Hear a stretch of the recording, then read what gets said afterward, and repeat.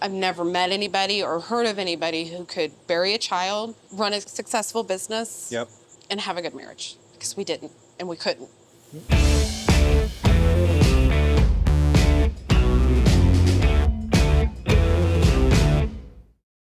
We've talked about how we got the restaurant, how we got the building, how we did all the work to change everything around. Right.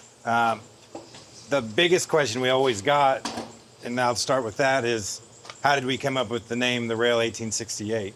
Right. The Rail 1868 is part of our downtown. So our downtown was originally over in the what we call Old Town, which is the square over in the Old Town. But what it was, the railroad was supposed to go by the square, and the founders wanted the railroad to pay money for it to go by, and they were like, we're not paying for land. So they Well, not only are we not paying for land, there's a group of people that would give it to us for free, right. basically. So if you're familiar with Lebanon, over by Boswell, there's a massive turn in the railroad tracks to where it was originally going to go to Old Town, and then they decided to curve it and hit where we are now. So in 1868, they started laying the railroad tracks where they are now, and that's how we got our downtown here since 1869. So the rail came in 1868 and changed pretty much all of Southwest Missouri, Yeah. because the original plans that would have gone through the square included Bolivar and not Springfield. So it moved south, and that kind of changed the whole area down here and everything. So that was kind of where we came up with the name for everything and what we needed to do there. So Okay. that is the name and how we got it. 68 Express comes from the same name. The 68 is the 1868 part. But now I think we're, people got that, Beb. Well- we don't have to explain that. you never know, Bam. Well, that's true, but I'm just I'm going to simplifying. give our listeners a little bit more credit. Well, I appreciate that, Bam. They appreciate that as well. Oh, I missed it. Look at that. Oh, Roni Ranch. Roni Ranch. I thought we learned our lesson on pizzas, but here we are, Here we are. enjoying them again. We opened in March. The first year was a complete blur. I don't even. Remember much of it. No, I remember it. But There's people that would come in and try to have conversations with us, and we're like, nah. We don't have the mental capacity for this. We don't even, I don't know. It was weird. it was It weird. was a lot. That's where poor Todd Oh, got Todd's harassed. fine. Todd's fine. Is he? Todd is fine. How's our pizza look? Well, A little longer? hold over. We found out about October of 21. Okay, so we'd been open at that point, Not even a year. not even a year. We're in our first year. At the end of our first year, your grandpa died. Yes. Old Blue died. Old Blue died. Old Blue was 100. Old Blue was 100. He made her a long time and a long Yeah. way. The day of his funeral is This is the day we found out. the day we found out. I found out I was pregnant with our daughter October of 21, the day of your grandpa's funeral. Correct. Now, I want everybody here to know that me and pregnancy do not go together. No. Every single one that I've ever had, I've been I was violently ill. And it's, with emesis. I learned what that was. emesis is just vomiting. I know. I learned the medical term of it. Hyperemesis. Hyperemesis is what you had. Dehydrated, infusions, hospital stays, like those things were the norm during any pregnancy. So this one was no different. I was very ill. Therefore, I wasn't here a lot. So we had to kind of reassign duties. And honestly, I wouldn't even call it that. I don't even know what happened. I wasn't here. So for the first... A lot of things got slipped through the cracks. Yes, 100%. That's a nice way to put it. The first few months, everything was going great. Everything seemed Everything was fine. fine. And then we went to the doctor in January. We went for our anatomy scan. So here, back up just a little bit. The medical stuff. I know. is- Thanksgiving, we found out it was a girl. So Ella was a rainbow baby. We had miscarried, during COVID? Yes. And it just wasn't happening. So we stopped trying. And then it happened. So doctor wanted to run a lot of tests. We found out she was a girl. Found out Ella was a girl around Thanksgiving. Go in for our first anatomy scan in January. Yes. That's where the saga begins. So Yes. So we went into our doctor, and then Dr. Duff, wonderful. love Dr. Duff. I do She's an too. amazing OB. Amazing doctor. Amazing. So went She's in. seen something she that seen something she she- didn't like, and then sent us to. Which was crazy because she was like, they're like 2 weeks out. It's going to be 2 weeks before you see this doctor, or it's going to be a couple of days before they even call you. And I no sooner got home, my head on the pillow to lay down, the doctor called and wanted to see us immediately. Which is scary. It just, It's okay. You're all right. So once we knew that we had to be back there so quickly that they ran a bunch. and this of tests. ultrasound lasted 3 hours. Yeah, I mean it was crazy how long it lasted. Every angle, every possible thing you could do, they were doing. They were checking everything, and they, what was it? The medical term? Hydrops. Hydrops is what. They diagnosed her with hydrops. It's basically just pockets of fluid around like the heart and the abdomen. She had it around her brain. Are you done with this Yes. DoorDash? Yep. Putting pickles in and it's gone. Okay.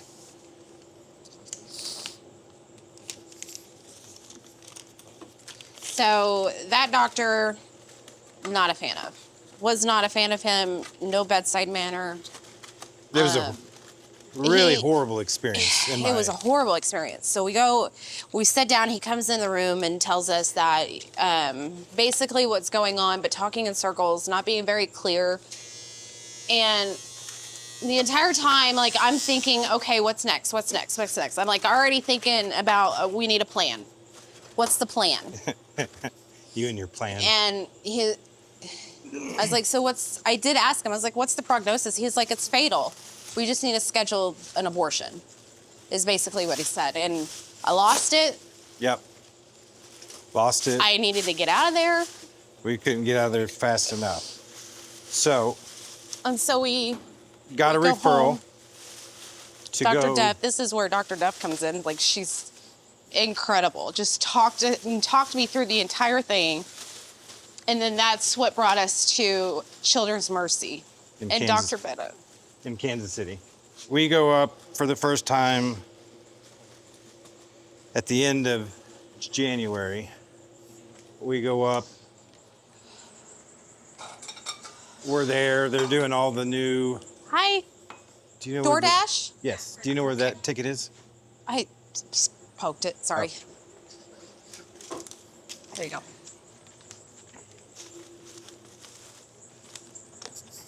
Here we go.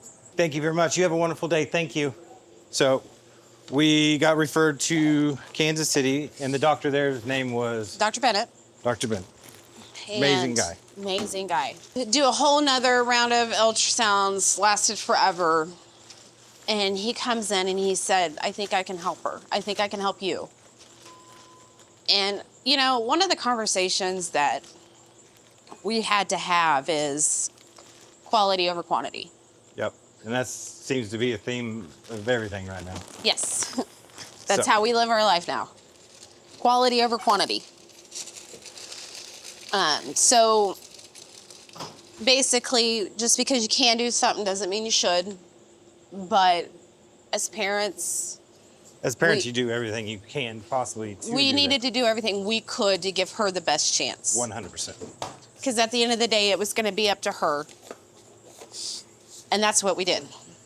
And that decision, I think, is what cost us Here. here. Yeah. And So when we started all that, they started doing all these procedures on you, and like the wildest thing I've ever seen in my life. They were taking these needles and going into your You stomach. never seen it. Yeah, no, You I weren't in the room. they'd have been like, "Soldier, you okay?" as I pass out.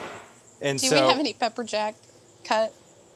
I had these thing called Pub's procedures, and it's take the you back to, it's basically surgery, but you're awake. wildest thing I've ever seen in my life. And basically, Ella didn't have enough blood. Like, her oxygen carrying capabilities were not there. Right. And so they wanted to see if they transfused, if she would get better. And she did. So I'm not a medical person like you are. So basically, they're taking this large needle and giving blood transfusions. Am I right? Yes. to Blood Ella. transfusions In utero. In utero, in the cord. Umbilical cord. So they're taking this needle and going in and hitting her umbilical cord, and then they're doing a transfusion of blood. And holding the needle there. Yes, They while gotta it's hold the doing needle that. there while they test the blood, which they're doing in the room. How many of those did you end up having? I had 6. Whew. 6 of those. And they worked. They did. They worked So the high wonderfully. drops cleared for the most part. And the fluid that they were seeing was no longer present. So hurdle 1, done.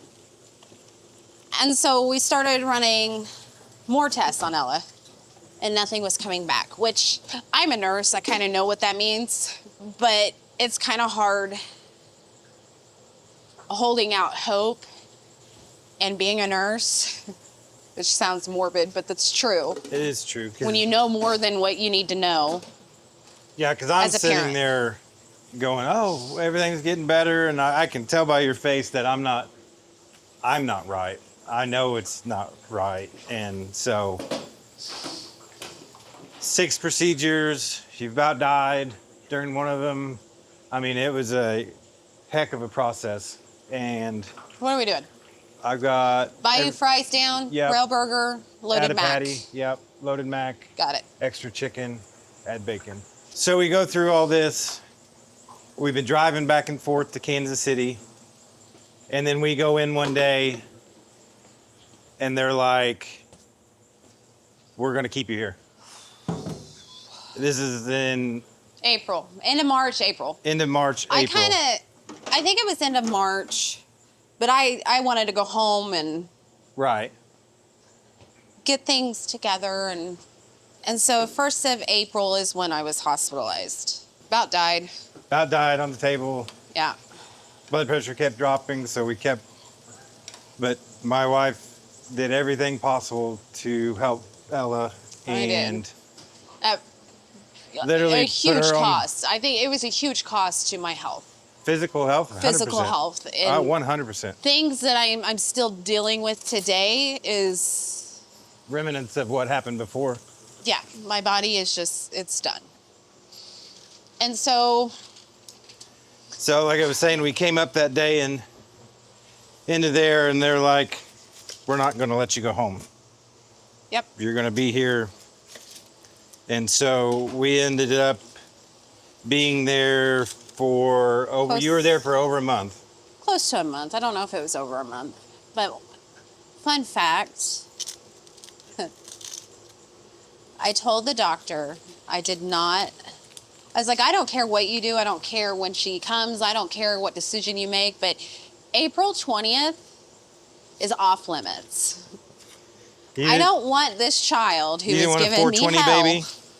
to be born on a national marijuana holiday. Please don't. Oh, 420 day. With our last names, mine in particular, the last thing I need Is it 420 baby? is a 420 baby. Yeah. Could you imagine? Yeah, I can imagine. Had she lived, spoiler alert, what her spring breaks would look like? Yeah, Oh my gosh. yeah. I thought it didn't have hair before. I can't imagine what it would have been like after that. So So we're there. we left this behind. Like we didn't even Didn't even cross the line. I still did payroll. I still did those things, but We were very hands off. We left it. Yes, we 100%. I mean, we've left our 3 kids here Yes. to go live in Kansas City for a month. Yeah. So, you know, the older boy and girl weren't bad. The younger one, he was pretty young. He was young, but you know, he got to stay with Cece, and Yeah, that was he got like to a stay with his vacation. grandma for the whole time. And I tried to come home once, and your mom went up to stay with you. And then That was about 24 we didn't hours. even make it. I slept at home, got up the next morning, came to work, and then, what's this for? At Fried Cheese Square on the Roeburger. Oh, I didn't even see that. This is a nice order. I like it. So I went up there. I came home. I was gonna get some stuff done while everybody's here, see the kids. Rhonda went up, and we're there. And then I'll never forget. Rhonda called crying. I And don't said think Mom needed. called crying. I think She just told me I needed to be here. So I packed everything up and took off again and head. I've never drove to Kansas City so fast in my life, man. I know. I'm barely over the speed limit, maybe. I know. I was hauling. I know. And so I know. we get up there, and so we're there the whole time now. We don't leave. We're there. Every once in a while, she gets yard time, is what she liked to told the doctors it Dr. was. Bennett was like, "This is not a prison." I was like, "Well," You haven't been here for a month. So he's like, "You choose to stay here." I was like, "Technically, you I told don't me I have a couldn't leave. choice." Right? Technically, you told me I couldn't leave, so. Whew. That looks good.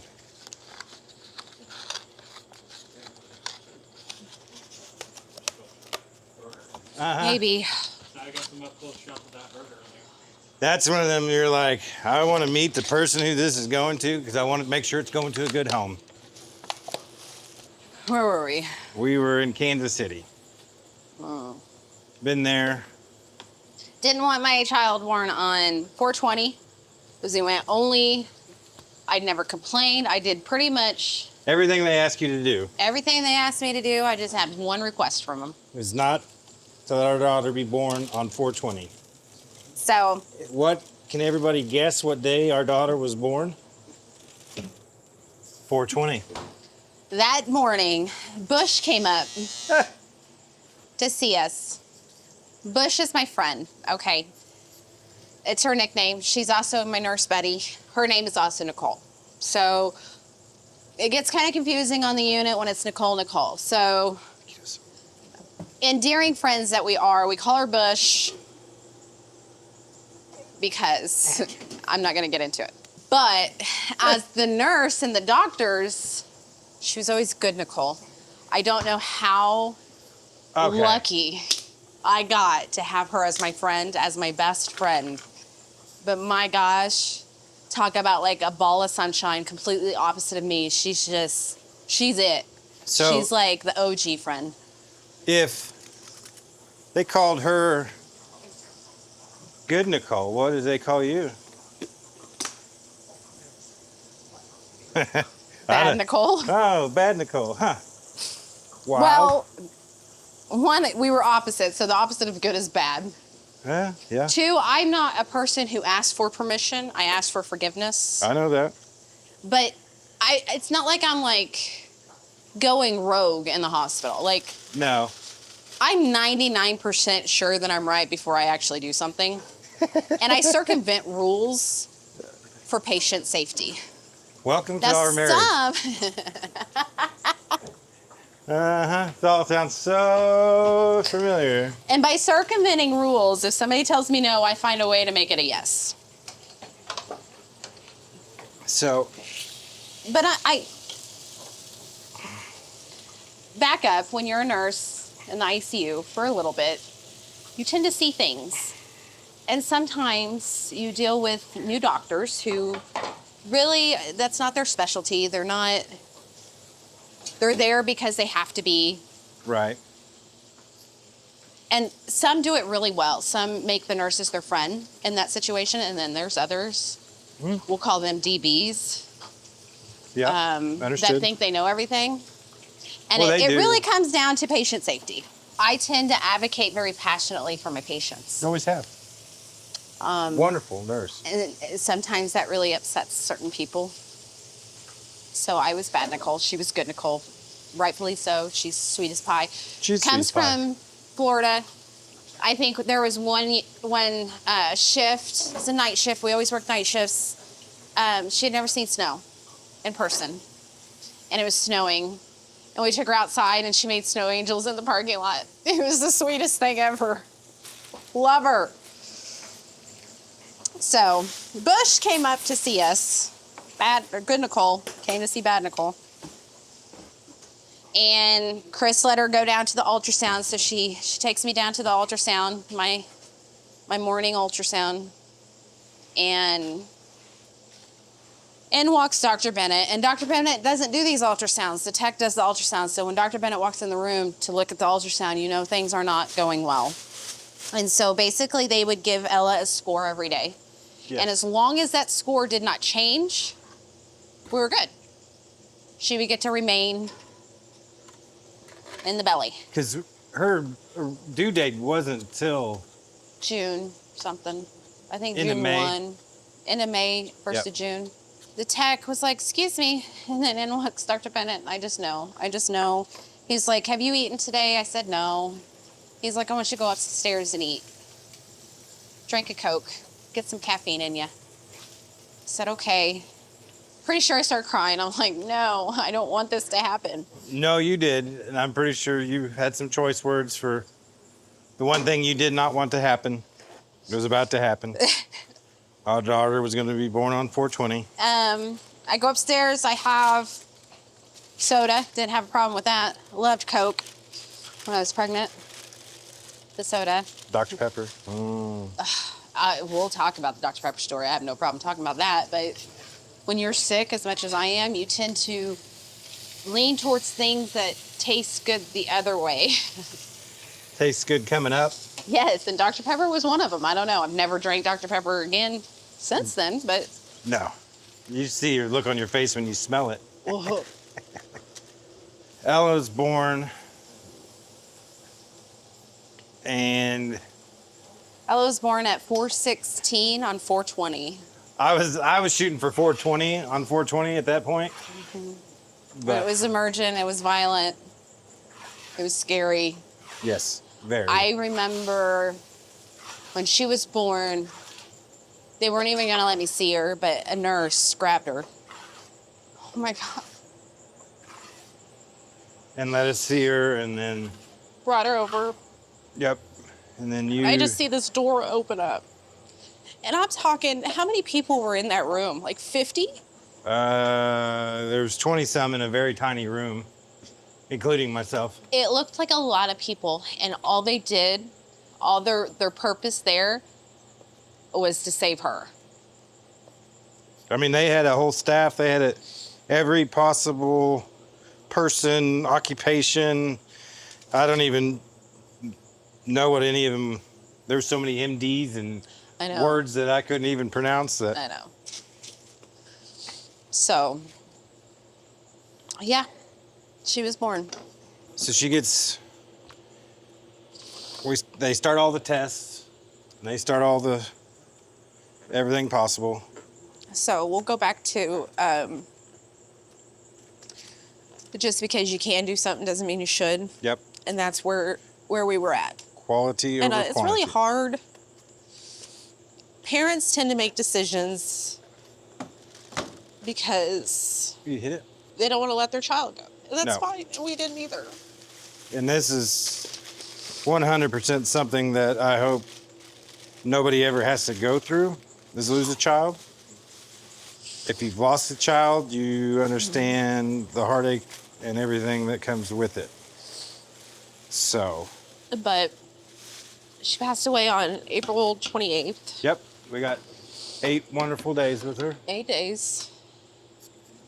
But I'm going to tell you, talk about a change of perspective. Yeah, a lot of things, a lot of important things or things you used to prioritize are no don't- longer important. Yeah. And, you know, we left here Yes. thinking everything would be taken care of because people had our back, and turns out they didn't. Yeah, we had so many issues and so many things many go wrong issues while we go were wrong. gone. And it was upsetting, but it hurt.